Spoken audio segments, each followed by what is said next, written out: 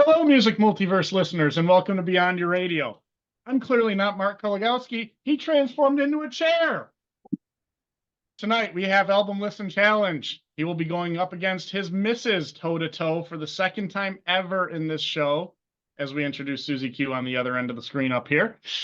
Oh, I see how it is. You just take over. You just take over. I got it. All right. You're doing just fine. I thought you were the chair. No, I've been hiding. Boy, that chair makes me look taller. Before we dive into the show tonight, we want to ask you, have you subscribed to the channel? I wish there was something I could do to convince you, but I'm still trying to convince Mark I should host the show. We're enjoying ourselves. We're bringing you the best music content we can with Beyond Your Radio every day of this week. We're hoping you can make this part of your daily routine. Click to subscribe. YouTube knows what you're looking for. You want to look at us. Be musically informed and entertained. Yeah. For those of you who have subscribed, thank you. Let's dive in. What he said. Wow, you guys are listening to me for once. I'm liking this. So, who do we want to go first here tonight? Do we do a coin flip? Is that how this works? Super Bowl Sunday. No, it's ladies first. So, Susie Q, we are on to you. It always lands on ladies. What did Mark give you? So Mark gave me the Sprints. The album is Letter to Self. It was put out in 2019. The Sprints, I believe, Mark, they're a band from Dublin. Is that correct? Correct. Correct. It was my first time hearing of them and hearing them. And so let's see. My first impression was not good. I did not care for, well, no, I shouldn't say that. The intro to the song was great, and then the voice came on. It was kind of one of those kind of dead or hollow sounding, like very angsty voices, and I thought, oh man, this is not going to go well for me. But 3 songs in, I changed my mind, and I could understand what Mark saw in them as a band. So that's kind of what my first impression was. Do I keep on going or what? Whatever else you had, obviously. Okay. So, all right. So in describing them, well, how they describe themselves, I guess, is kind of garage punk. I was never a big punk person. A lot of the reason for that is because I didn't really care for some of that tone or lack of tone in the voice. But I would say they are, is there progressive garage punk? I heard shades of a little bit of Pearl Jam. I heard a little bit of Foos. I heard a little bit of Hole. I heard a little bit of that song from, I had to look it up, from The Craft. It was called How Soon Is Now by Love Spit Love, which was an awesome song. There's a little bit of riff in there or something that reminded me of that. So by song 3, their personality just started to grow, and it felt more natural. It felt more comfortable. It went from feeling, and this sounds really negative, I know, and I don't mean it that way. But like the first few songs and some of the other songs too, kind of gave that Buffy the Vampire Lounge like soundtrack in the background, and kind of really like ooh, but it did it. It became more textured, and the lyrics started to tell stories a little bit better, and her voice started to come together. The band, the guitar, I really enjoyed. The bass, I enjoyed the guitar. I'm trying to think who is the guitarist, Tom O'Reilly, maybe. Mm-hmm. He did a really nice job, and they sound great together. So, I should probably go back. No, I don't know if I should go back and listen to the first songs again and see if I changed my mind. But I would say that it was a band that will grow on you. I think they still have growing to do. I think they do have a good sound, and they have a really great start. If I could speak to her, I would say don't do that dead voice thing. She has a pretty voice. She has a really nice voice, so don't do it. Like it Well, into the I growth don't, theme, it sounds like the album grew on you as well.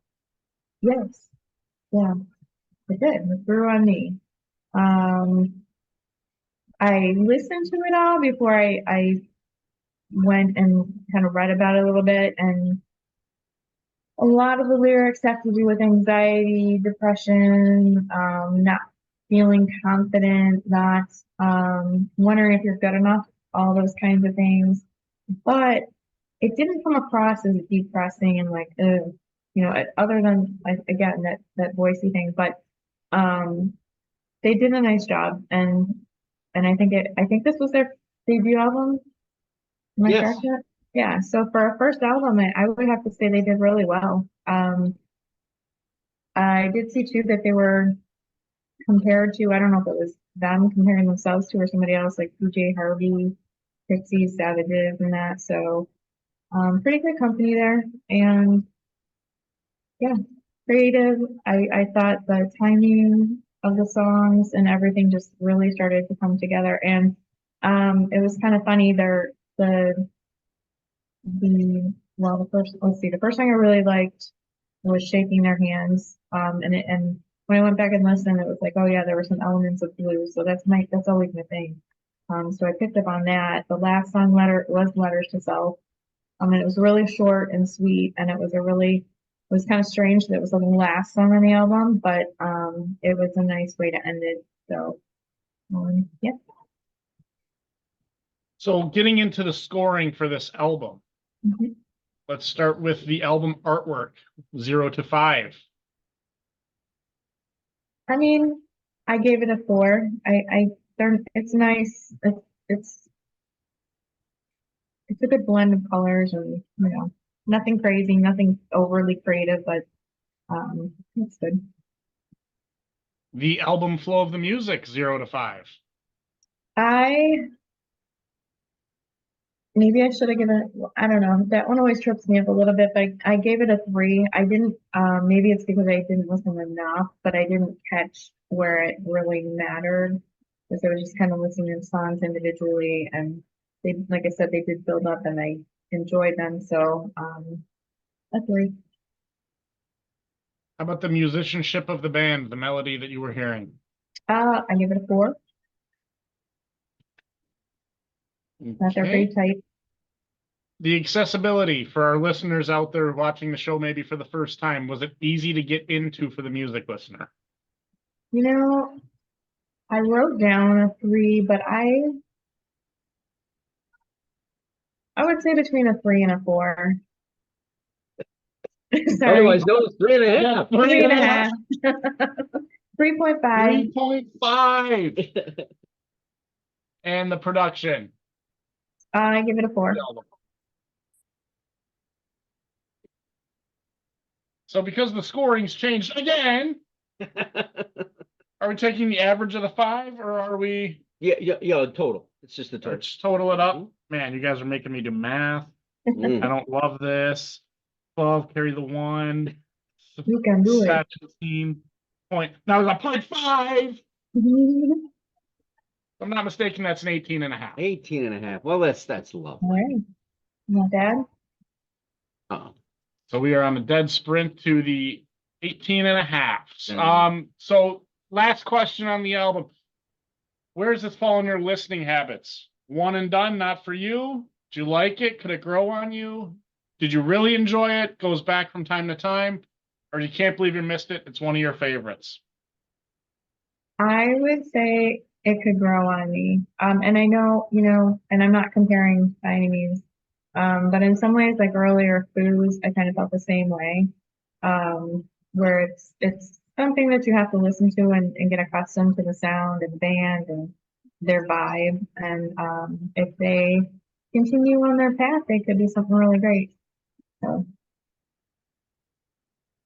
So now that we've heard from Sue, I believe we do have one more album. Yeah, what I wanted to do though is say why I gave it to Sue, right? So, Oh, yeah. all right. So yeah. So, Please jump in. all right. So I reviewed this album. And I just have to say, I just want to butt in real quick. like I said, those first few songs, I thought, wow, he does not like me. But okay, go ahead. Oh, this isn't the one. Sorry. Wow, really, you're killing me. You're killing me, Smalls. His mouse, not me. Just, I didn't do anything. I just thought I turned him into a chair, and that didn't even happen. I So just found out that the first mouse was invented in like the 1960s. makes sense. Huh. Yeah. So the first time I heard this band, and this was the first of the year, so not many bands put out a record the first Friday of the year, and that's pretty damn gutsy as far as I was concerned. But I was also pleased that they were able to do such a thing. So what happens is I'm actually in a hotel room at a lacrosse tournament, and it didn't go well. It never goes well. I The can't. lacrosse tournament or the listening to an album in a hotel No, room? being in the hotel room, right? I can't be in there. I'm a horrible human being. I don't sleep well. Whatever. So I stay. No, you sleep well, you snore. Okay, yes. So there you go, everybody. And then we just lost 7 fans. So he's got a deviated septum off of his head. So I got kicked out of the room. Not by me. Down. No, by my daughter. And Let's clarify these I get- things. Yeah. I turned into the album.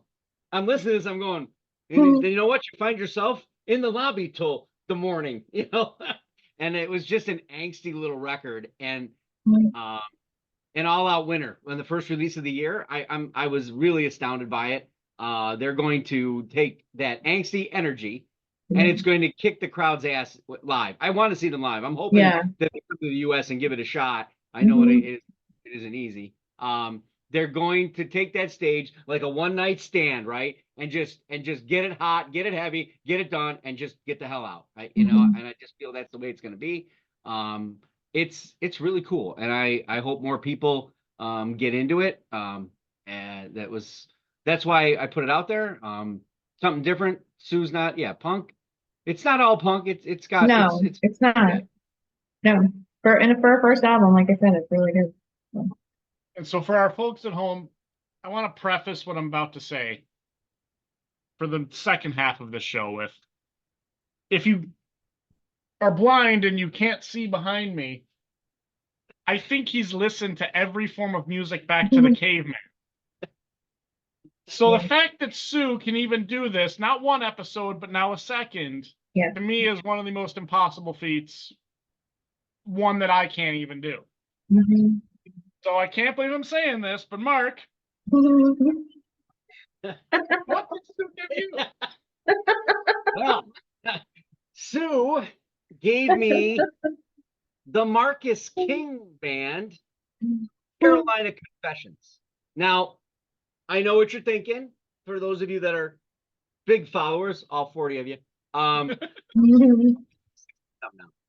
So you're thinking, because I put on the fedora. Yeah. Oh, hey, you look good in it, by the way. $75. Yeah, I bought it for $5. I'm making profit here. I'll pay you the amount of subscribers. So you're thinking there's no way that Mark hadn't heard of Marcus King. That is correct. I have heard of Marcus King, and I had listened to his album from 2023. But this is the Marcus King Band. This is where it all began. So let me take you to where it all begins for this gentleman, okay? He is the son of lineage of King in the Carolina region, another blues professional himself. So he's running in his father's footsteps. He decides, well, high school ain't for me, gets his GED, cuts out and says, I'm banding. I'm going to band. So he... Not the band. No, not the band, because he's not. So right off the bat, this is he's where he's at, right? So it's blues, Southern blues rock. All right.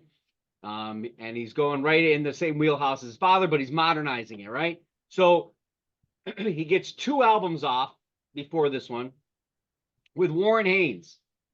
That's pretty good company. All right. Warren Haynes, Government Mule. So he gives him the studio in the first one. I think in the second one, maybe he's producing some of it. So generates a lot of good buzz and a lot of community there. So this album, Carolina Confessions, comes out in 2018. It's produced by Dave Cobb. How this guy gets Dave Cobb? Because of what happened with Warren Haynes, obviously, because I don't know if you know Dave Cobb, but I'm going to give you a little story on Dave. Dave's done Sturgill Simpson, Rival Sons, Jason Isbell, All Them Witches. There's a difference in total band and people. Gavin DeGraw, and even Greta Van Fleet's recent album, right? Which I think is probably their best. That's just me. So it's a big deal. And this record delivers in a big way. To me, from what I heard of the new Marcus King without his band and what I'm hearing now, this is Southern rock, but more in the blues and Southern aspect. So what do we got here, right? When the album kicks off, it's a tight band. I immediately compare them to Tedeschi Trucks. Immediately. And that's high praise for right? a tight band. Now, he's singing, right? So think of her and how she delivers. It's just a male voice, and it's done well. It doesn't stay there, though, okay? The guitar playing gives up some great, slow Eric Clapton kind of feel to it. His songwriting, lyrical engagement, very sincere. It's very well delivered. Like the song Remember, where he says, well, you don't want to remember because you're trying to forget. That's clever. That's cool. That's Southern blues. Lots of pent-up vocal anger, which I enjoy. Lots of love anger. There's in that example, right? He definitely has a affinity for the Allman Brothers, Waylon Jennings, B.B. King. It's all in there. It's all in there. And this one other guy I'll mention in a minute that you'll all recognize once the solos start. But there's horns in here. You can't have Southern rock without some horns. And there's piano organ swagger, which is another definitive part of Southern blues. And they nail that down too. So the band, man, the band. Wait, are we still talking about that band? No, the Blues Brothers, the band, man, the band. You got to have the band. It's the fedoras, I know. Yes. So this all leads into the magnificently passionate guitar that he's got licks, he's got solos. There's all kinds of pieces for you to entertain, but that's Stevie Ray Vaughan. Stevie Ray Vaughan is in this for sure, right? So, like the title track says, you know where he's headed. He's headed down this blues Southern path. In this record, nothing's going to surprise you. It's wheelhouse. It's in there. It's really well done. He deserves the accolades he gets. So at that point, I listened to the record three times, and I started to think about the album that I first heard, which is in 2023, and this album ends on a kick-ass song, right? And I was like, geez, I wish I had a little bit more of that, because the Southern end is still there. On his newer record, the Southern ends are gone. It's more electric rock, maybe Gary Clark Jr.-ish kind of thing, but still delivering it like Warren Haynes and that vocal kind of style. So right. So lead me on to this. I know the things, but go ahead and ask there, Fedora brother. Yeah, it's like I've never hosted before. This is like my third time. I know. It's always the album listen challenge. I'm not afraid to let him go be the panelist for once. Thrilling show. Yeah, it's a very tiny basement. There's not a... Go ahead. So I guess we'll talk about this beautiful album cover, which I am realizing in the white of the light is a little hard to see maybe for the viewer here on the screen, tough, but yeah. Describe it for us a little bit. So somebody's I start to lose it up here. Somebody's Carolina backyard, maybe pink and disheveled, and they decided that they just let the eucalyptus run wild. I guess I'm saying eucalyptus, who knows? Kind of an abandonment kind of thing. I get it, because some of the songs in there, the love is gone, the thrill is gone, she's gone. Where'd she go? Oh my God, where'd she go? Anyway, just like all of our subscribers. So it's a good album cover. Is it going to catch your eye when you throw by? I don't know. I might need a blues guitarist on the cover. You know what I'm saying? Maybe he should have been sitting there with an electric The guitar. interesting thing to me is the cross on the top too. If there's some sort of symbolism to the southernness to this, or the Yeah, gives you a the, good. the region. Yeah, if you're a person who looks at covers completely and utterly, this is engaging. There's a lot there to look at. We don't have that kind of time. Moving on. The score Ugh, of the cover. 3. All right, the flow. It was excellent. I just wish the banger at the end, there was another banger in there, you know. So and it It came left at you the end. wanting more. Yeah, well, that's what I said. I said, "Oh, great teaser," right? So now I want to listen to the next Marcus King Band album. Oh, there's not one. Then he went solo. We'll talk about his solo in a second. So the musicianship / melody to this album. 5. He got it going on. His band got it going on. The accessibility for the listener, in this case, you. Man, it's nothing you haven't heard. It's just done outstandingly well. There's no tricks. It's straight up. Give it a 4. And the production. This is a definite album that will be remembered for the sound of it, from the horn section, the big stuff. It's all super well done, laid out. I mean, Dave Cobb, right? So it's a 4 for me.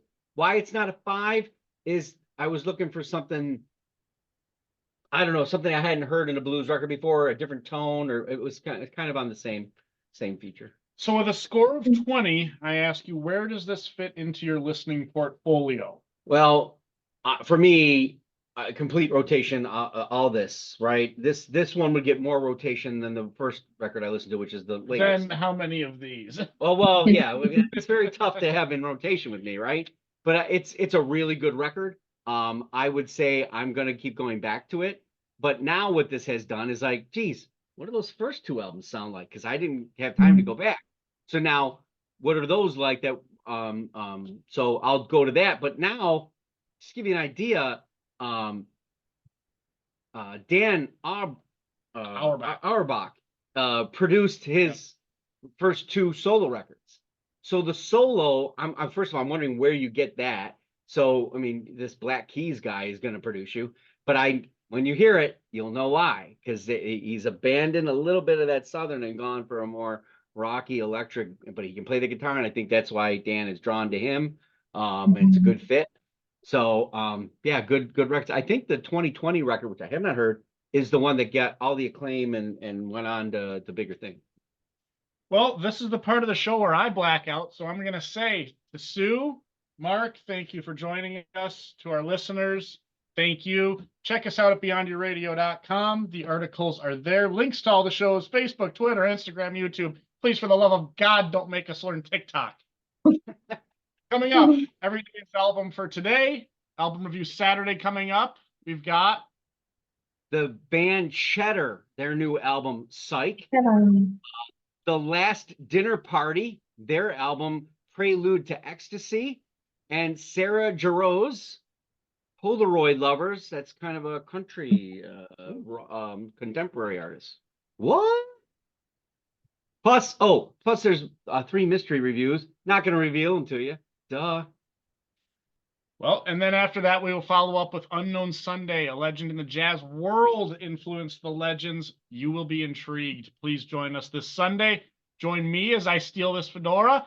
And please like, subscribe, comment, and for the love of God, engage with us, please. Anyone other than Aaron Jones. We'd love to talk with you. So go Beyond Your Radio with us, a real music appreciation channel. Thanks for watching. Happy listening.